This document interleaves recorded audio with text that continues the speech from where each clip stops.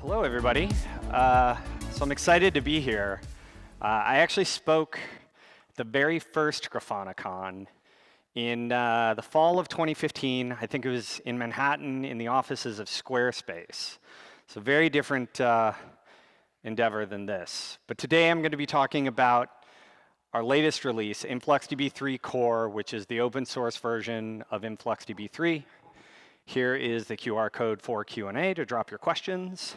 So I'll just start off getting through a little bit of introductory material. So if this is review for you, I'm sorry, but I will try to make it quick. So what is InfluxDB? It is a time series database for metrics and events. It's a backend so that you can have dashboards that look like this in Grafana, which we all know and love, metrics, events, whatever. The use cases that we target for InfluxDB and time series in general, server and network monitoring, obviously, application performance metrics, sensor data of all kinds, which is factories, power, mining, water and waste, rockets, agriculture, satellites, vehicles. We've seen all of these things.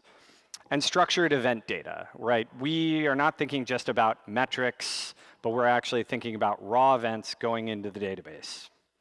Tracing, perhaps. Is tracing time series data? What about logs? Are logs time series data? I think you can create time series from logs, obviously. So a time series, at its core, is this. A collection of time value pairs ordered by time with some metadata associated with it, right? Could be a sensor ID, a host name, a building, a region, right? So a tag key and a value or a label. So two ways to think about time series databases. The first, I think everybody in the room is familiar with, which is you store computed or sampled time series along with some metadata, right? So this is metrics use cases where you're capturing this data and you're storing those things. But what I'd say is that use case, basically you're summarizing data before it goes into the database. What you're actually capturing is a summary of some underlying raw event stream or distribution, right? The other way to think about time series databases is you want a database that will yield time series on the fly based on queries that you have, right? You want to compute time series from raw event data. So the data model in InfluxDB 3, at the top, you have a logical database, and then you have tables, and then beneath that, you have columns. And you have different column types. We have time, which is required in every single table in InfluxDB. We have tags, which are key value pairs where the values are strings. And then we have int64, float64, uint64, booleans, and strings.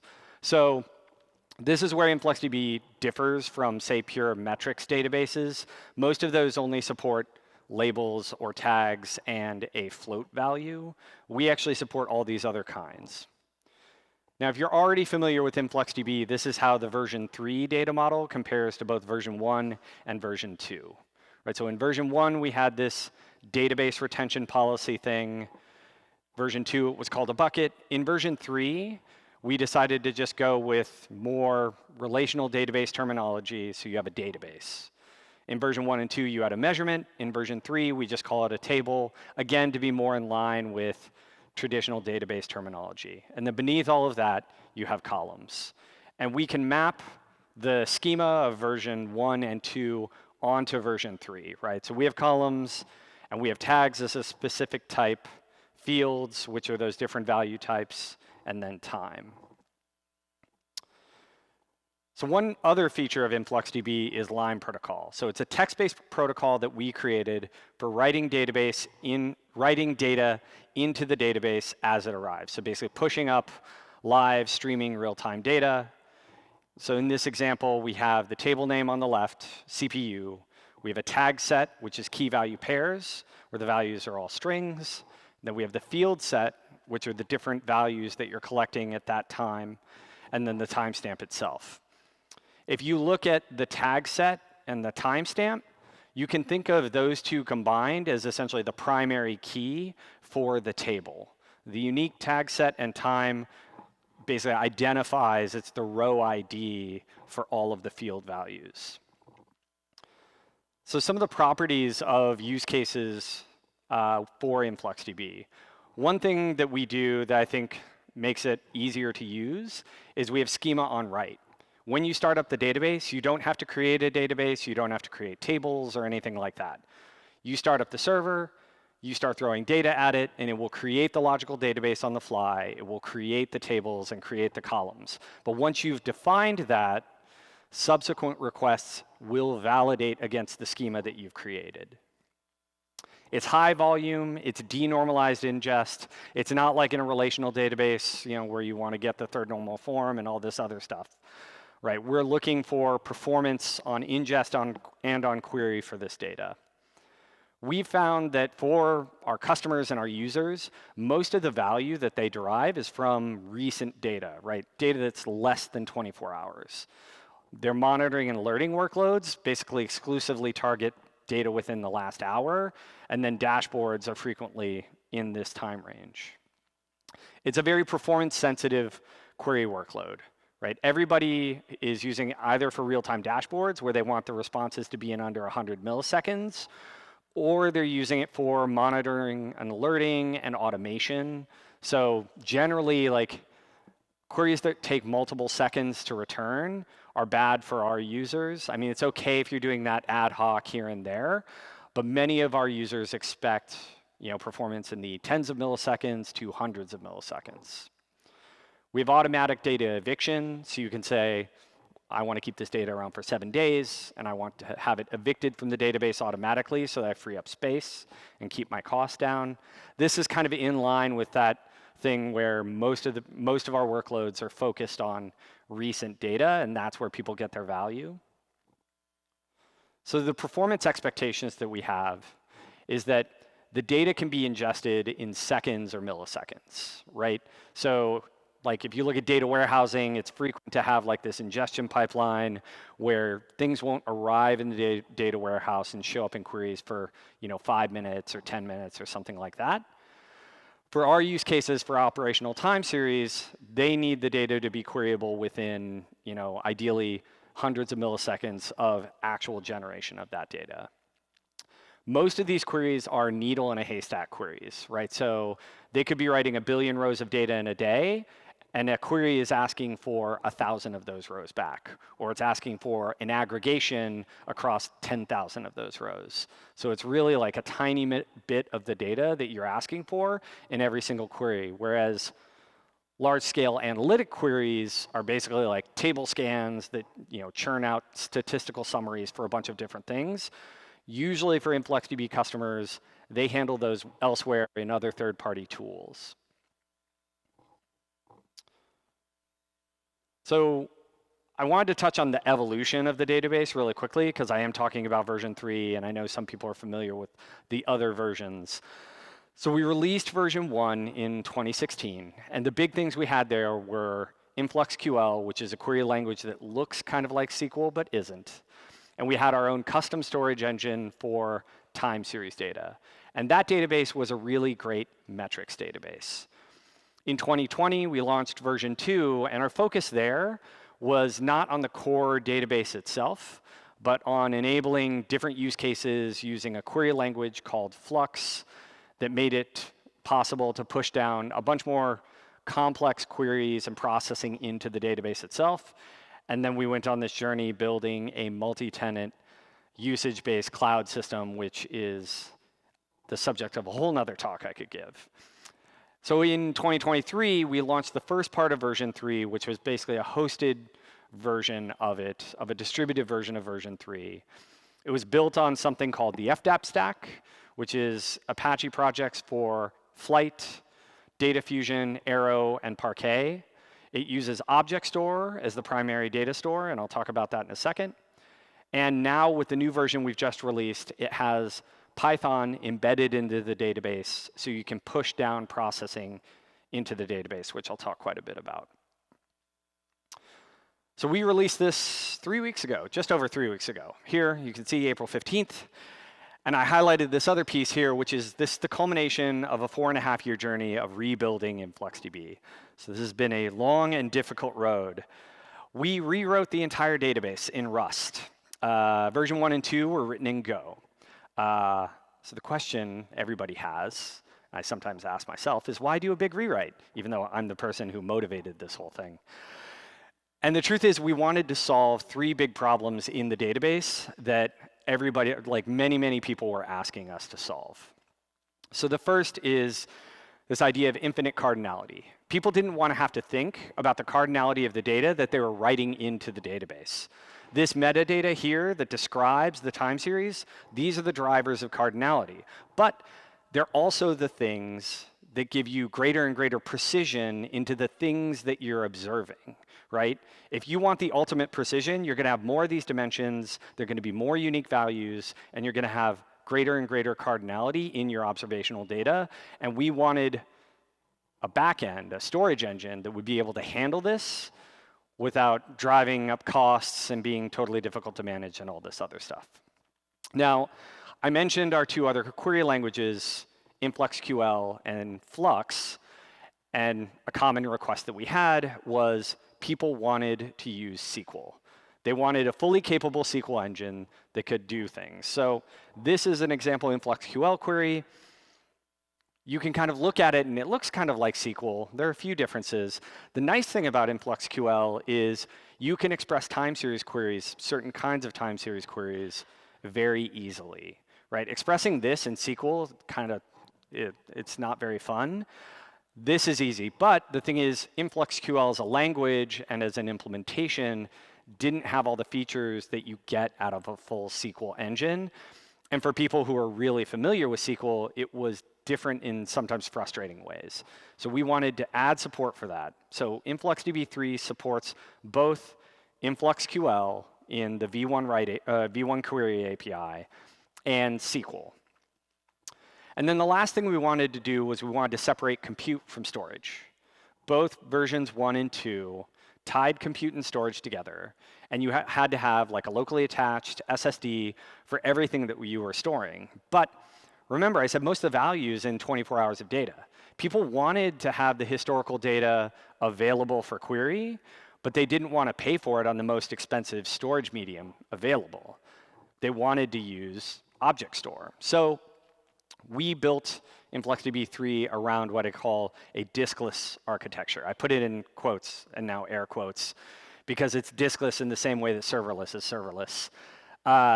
They're disks ultimately, right? But all the data is in object storage. This is the write-ahead log. This is the actual historical data files.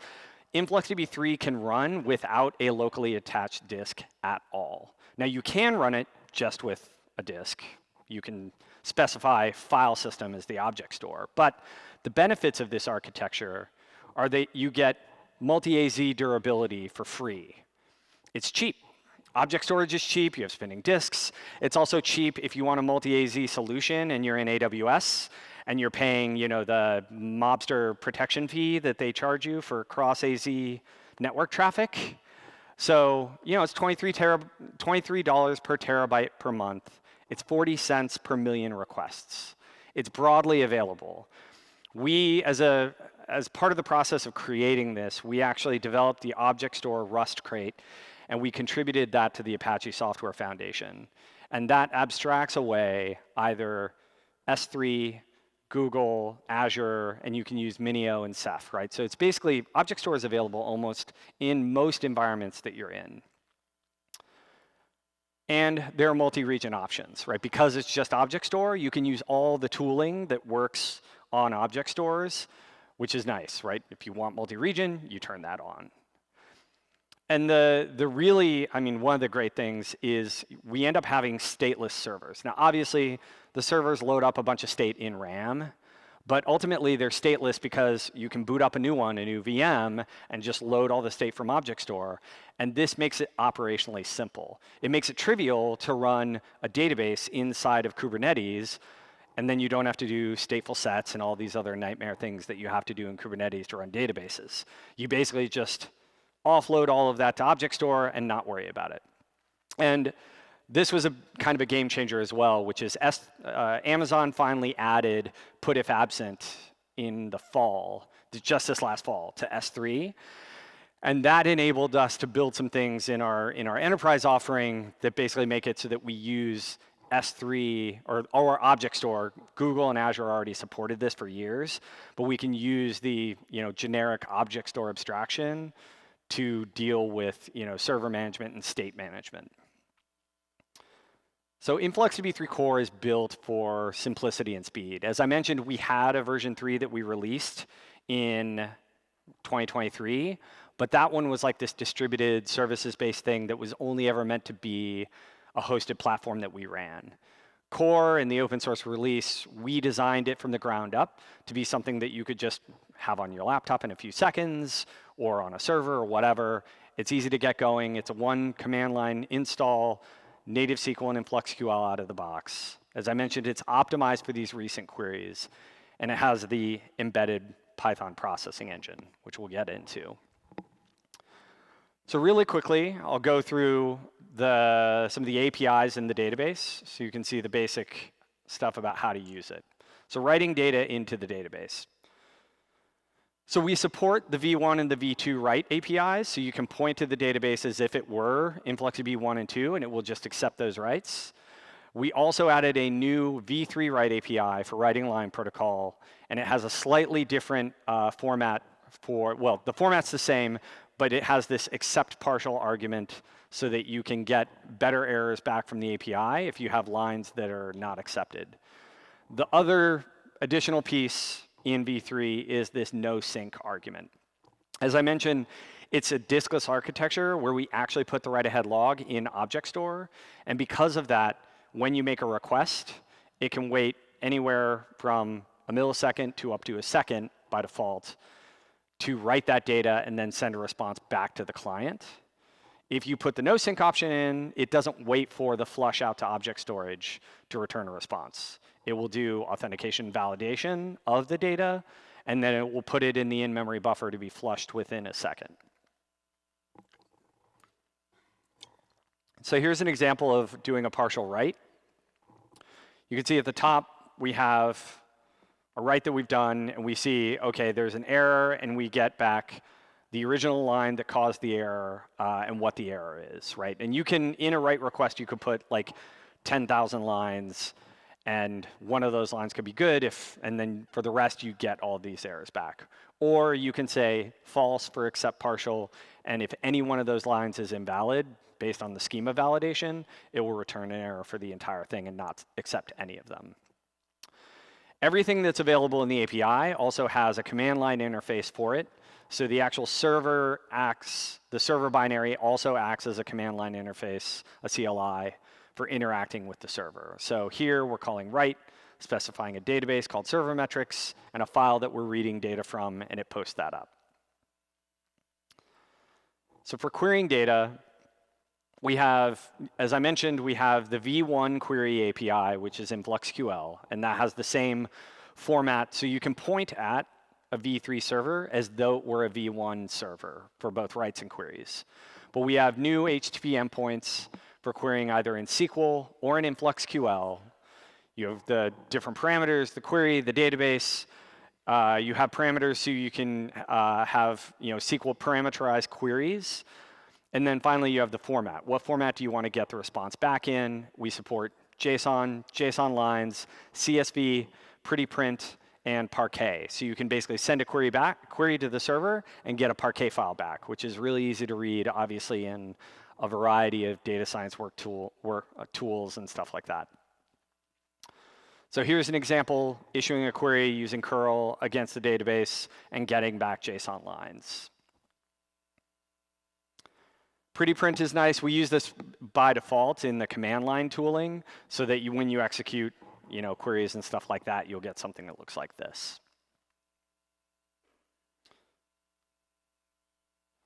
So one of the interesting things we've done with version 3 is for all of the APIs where you want to get information about the server, about, say, the schema of the data in the server or the operations of the server, we've exposed all of that through tables that you query. They're called system tables. So here, In this, on the right, you can see this example. At the top is this, this table schema called IOX. That was actually the original code name of this project. IOX for iron oxide because it's written in Rust. Haha, nerds.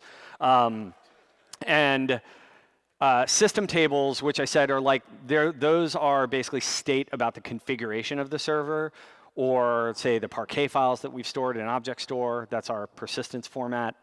Processing engine logs, what queries have run on the server, and then lastly, the information schema, which gives you information about what tables exist, what their schemas are. So here we can see we're querying the queries system table to see what queries are running on the server. Information schema to get information about the schema. Okay. So this is obviously a completely new feature in version 3. I feel like people have been asking for this feature since 2015, since before 1.0 even came out, which is a fast way to get the last value of an individual time series or some grouping of time series, right? Just give me whatever the last recorded value is, and I want it to be very, very fast. So we have this now built into the database called the last value cache, and you can define this. And you can define a hierarchy. So you can say, this column is the first level of the hierarchy, this column is the second level, and this column is the third level.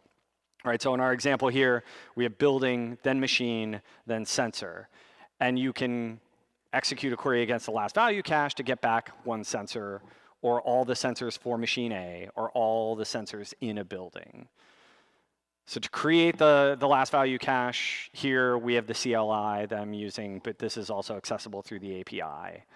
You specify what table, the database, what table, the name of the cache, the columns that are actually going to be the things that the hierarchy is based on, and then the values you want to store. So querying this, so here we're saying, get me the app and the status columns from the last cache for the CPU table and the name appstat, and then you can see these results come back. The goal, our performance target for the last value cache was to return these values in under 10 milliseconds. So that's if you're getting one value, if you're getting 100, if you're getting 1,000, we want it to be in under 10 milliseconds. There's obviously going to be some sort of limit to that. Like if you say you want 1 million values back in under 10 milliseconds, like the network is going to want to have a word with you, but that's the goal. The distinct values cache is the same kind of thing, but instead of for the most recent data based on timestamp, this is for keeping metadata, right? And this is, the use case I think of here is, at the top of your Grafana dashboard, you have selectors to drill down in various things, and you want those selectors to be very, very fast. This is what the distinct value cache is designed for. There's actually, we have a bug, I think, logged against Grafana right now because there's something in Flight SQL that it doesn't like, which is the string view that we're returning the data back. So this hopefully will work very soon in Grafana. It works in the API and stuff like that. But that's the intention, is that it will enable those kinds of like builder experiences to be very, very snappy. And our performance target for the distinct value cache is under 30 milliseconds. So again, ideally faster than it'll feel instantaneous to you, the user. So here's an example of querying from the distinct value cache. All right, the processing engine. This is a big one. It's kind of a blank slate right now because we just released it and people have yet to create things. But conceptually, what we wanted to do was we wanted to take the things that people were using, these are previous parts of InfluxDB of various versions of the stack, right? Continuous queries was in version 1. Capacitor was the processing agent we had for the V1 stack. It still works with V2 and V3. Flux tasks was part of V2. And then Telegraph, obviously, is our data collector, which we still support and will for a long time. But we wanted something that was embedded into the database using a language that people already know, that's widely accessible, and that, quite frankly, every LLM can write for you anyway, and that's Python, right? And the idea is it would turn the database into something that could be used for data collection. You could pull data into the database. You could do monitoring, alerting. You could do all sorts of different things. So we have triggers, you can create plugins for these 3 different kinds of triggers. So there's WAL flush, which is, as data arrives, you execute this trigger and you evaluate the row by row data for something. There's a scheduled task, which is basically like cron or like telegraph, telling it to run every second or 10 seconds or minute or hour or day. And then a new one, which is on request. So you can bind to an HTTP endpoint and execute some Python defined in your plugin and then return a response to the user. So I am short on time, but I will try to quickly go through these. So this is an example of the WAL trigger. I don't expect you to totally understand all of this. And the truth is, over time, hopefully you won't have to write one yourself. You'll be able to just use one. But you have this specific function definition called process WAL. You get these arguments, and then you can loop through them. You can pass arguments into the plugin. In this case, we're saying we're doing something based on some threshold, right? So this is basically like a threshold alert. We do something. There's an API to write data back into the database, or you can use basically the entirety of the Python ecosystem to call out to third-party services. Right beneath the code example is an example for how to create the trigger using the CLI. And there you can see we're passing in arguments that get passed into the function there. The schedule trigger, again, there's a definition. You can pull arguments out that get passed in through the trigger definition. We can build a query using the parameterized query. And then you can see the API where we're actually executing the query and then looking at the values to do things. This schedule trigger is meant to be an example of using a plugin to do deadman alerting, to basically execute a query on some interval and to look for if some sensor or thing stopped reporting in that interval of time. And this is an example of what it would look like to create a schedule trigger, right? So you can see the different arguments that you're passing in, and you can pull that stuff out in the Python code. And a request trigger you can use to basically do ETL. So basically, like, obviously, if you're writing data into InfluxDB, that's inline protocol. But say you wanted to be able to accept JSON, and you transform that JSON into data that gets written into InfluxDB, you could create a request plugin and then bind it to an endpoint, and then do that transformation and write the data in.